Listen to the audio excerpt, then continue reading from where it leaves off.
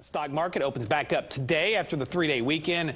Boy, the month of May, awful. The way the week ended last week, almost just as bad. And we're going to talk a little bit more about where we stand in the global economy and Europe. You didn't just come back from Europe, did you, Steve? No, I did not. Okay. I did not. Thank goodness. That's, I guess, it's part of the finger pointing about what happened Thursday and maybe even May to some degree is what's happening overseas. And it's having a big impact on us right now. Yeah, absolutely. You know, the markets are reacting to what's going on primarily in Portugal and Spain right now, and Greece, of course.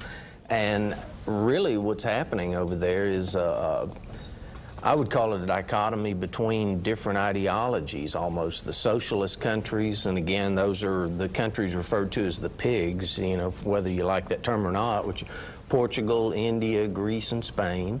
Those countries have continued to spend beyond their tax revenues, you know, even though they are part of the Eurozone, and they supposedly have treaties in place to keep them from doing these things.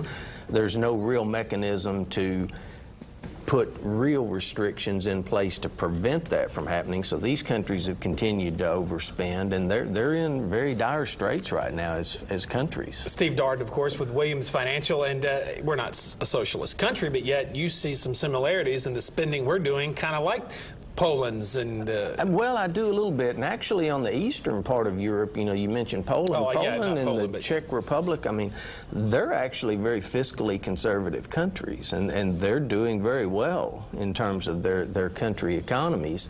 Germany and France, believe it or not, are pretty fiscally conservative, and those countries continue to do okay. You know, they're propping up the rest of the Eurozone, but the U.S. is, you know, of course, we're nowhere near a socialist country. I would never use that term in terms of what's going on in the U.S., but in terms of being fiscally conservative, we're really going down a slope pretty quickly where we're continuing to overspend, and eventually there are repercussions from that, without a doubt. Overseas markets weren't closed yesterday. Obviously, they don't honor Memorial Day, so we already got an insight of how today may shape up when Wall Street does open? Yeah, the foreign markets actually held their head above water pretty well yesterday. Even though Spain's debt was downgraded over the weekend, I kind of expected to see further decline in the international markets, and we didn't see that yesterday. So I think today may be an okay day. You know, who knows? The market's going to do what the market's going to do on any given day. And real quick, on that note, it just seemed like we were making such a rally. We were back up to 11,000, and bam, here came May, and then here come the problems in Europe. And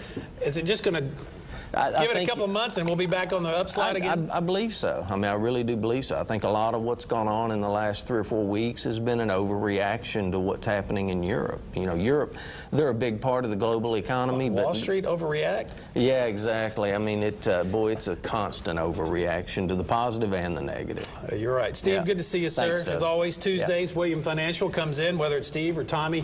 We get a little insight on what we can expect on Wall Street on the day ahead. Absolutely. All right, thank you, sir. You bet.